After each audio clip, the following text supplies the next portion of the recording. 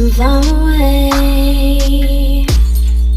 When we travel through the night, I see the walls are caving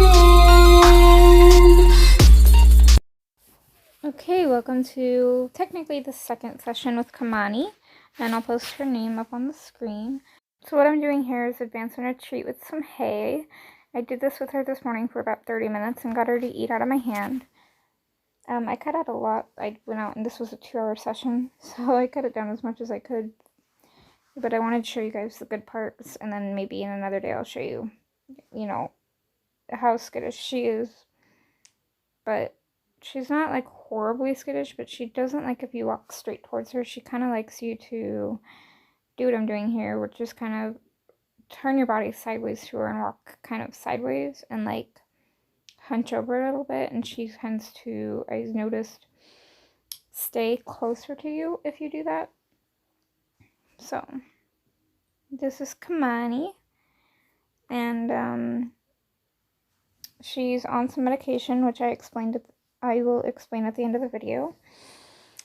And we're still working on getting her to eat the green that she has to have, but that's all at the end of the video. So I just left this part in to show you guys. It takes a long time. The clips I'm about to show you, it doesn't just happen right away. So there she touched the hay, and that's good enough for me, so I leave. Earlier this morning she ate it, but she wasn't hungry, so her touching it and even kind of putting her nose towards me is good enough for me. And there she's faced up again. So about 20-30 minutes later, we're over on the side of the pen now. And horses always watch. So if you see Boog behind me, he's watching. Somebody might be saying, oh, he wants hay. He had hay down while I was doing this. These two are already buddies. There she touched. These two are already buddies and call for each other when they can't see each other. It's really cute. I wish I caught it on film. And she's settling in really, really nicely. She doesn't run around, doesn't panic. She's really chill for a wild horse, but that could just be because she was on travel for 2 days, so. And she has a cut under her neck, so if anybody sees that, yes, I already know. She's going to be on some antibiotics for respiratory problems, so that'll help clear that up too. See how long this takes? There, she touched the hay, and then I leave. But I don't want to leave every single time, because I don't want her to start thinking when she looks at me she can push me off. That's when some horses can get aggressive and start pinning their ears and charging you. The first couple days, I'll do it every couple times she kind of looks at me. That way she doesn't learn I move away every time you look at me, if that makes sense. So here I'm waiting. There she looked and touched. She tried to take a little bite there, so I just stood there, and she decided she didn't want to bite, so I left. It's very good for her acknowledging me. So this time I have a whip in my hand. I did go buy a whip, and that spooked her, the ball rolling. A long whip so that I could touch her. And I will show you guys what happens here. So here I zoomed in as much as I can, but I'm doing the same thing like I did with the hay. I'm reaching out, coming at the side like she likes, and holding the stick out. I know you guys can't see the stick, but here she touches it, and I'm very proud. She doesn't just touch it, she smells it. She starts kind of nibbling on it. And actually she rubbed on it a few times. I'm not sure if I left that in the video or not. So again, here I'm walking up with the stick, and I'll zoom in again. So this is advance and retreat. For anybody who's like, oh, you're sneaking up, she is wild. I am going to go a little slower than I would with a domestic horse, because I don't want her afraid of me.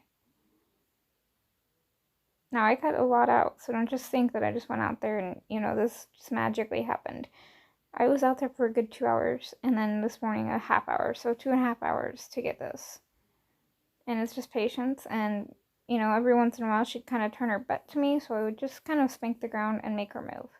So there she's smelling it, and I zoomed in as much as I can, I'm sorry, and she's letting me just rub her face. She's letting me rub all over her nose right now and up her face, and I'm very happy with that, and she really seems to like to be rubbed with the whip. It's kind of funny. Right there, I went up to her mane a little bit, her forelock, to her eye. There, she's kind of nibbling on it. So I have to be careful with the nibbling because later on when I introduce my hand, I do have to keep my face on her to make sure she's not going to bite. Because she is nibbling on the stick, so I don't want her nibbling on my fingers. So here's where I have my hand. So here I'm approaching with my hand, but like I said earlier, I want to keep an eye because she was nibbling on the stick. I don't want her nibbling on my hand. So I'm just waving my hand a little bit to see how she reacts. And she gets a little nervous, but she doesn't completely leave me, so I'm happy with that. So there she looked, so I just took a couple steps away to say, yes, you standing there and paying attention to me is the correct answer, and that's how you get the pressure off.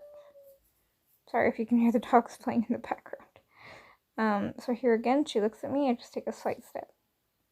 So I'm not always going to move away a lot. It might just be a tiny release. So she's doing pretty good. There, she's not paying attention to me. She's actually looking at Boog, so I don't acknowledge that. I just continue to get close. And I could have reached out and touched her, but I don't want to scare her.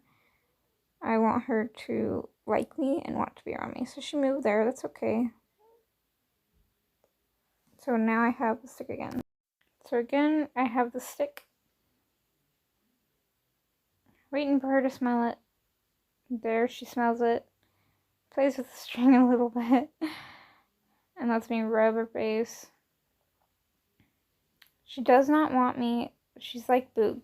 She does not want me on the left-hand side. She likes me on the right. Boog likes me on the left and not on the right. So, we'll work on that later. Right now, I just want to be able to touch her and get her used to me so I can put a halter on her. And we can start the groundwork. Now there, she kind of nibbled it, and I don't know if it flung at her or what, but she just kind of nibbled it and spooked herself. That's okay. She goes back and smells it anyways. So I leave.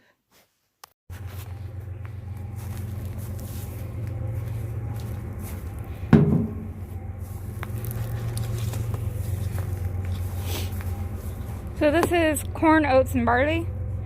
And I'm just going to give her a little bit to taste.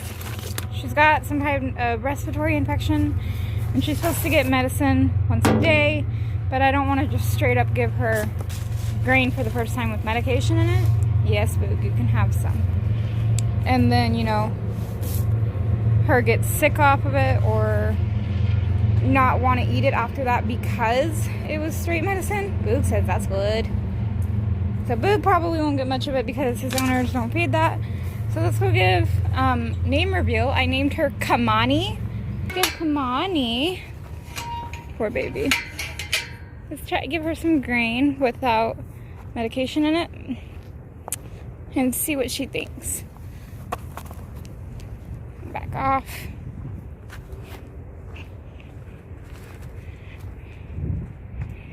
Because I don't want to just give her grain for the first time with medicine in it. So she does not like apples, as you guys can see.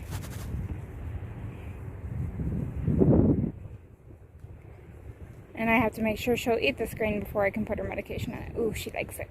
Yum. Nope.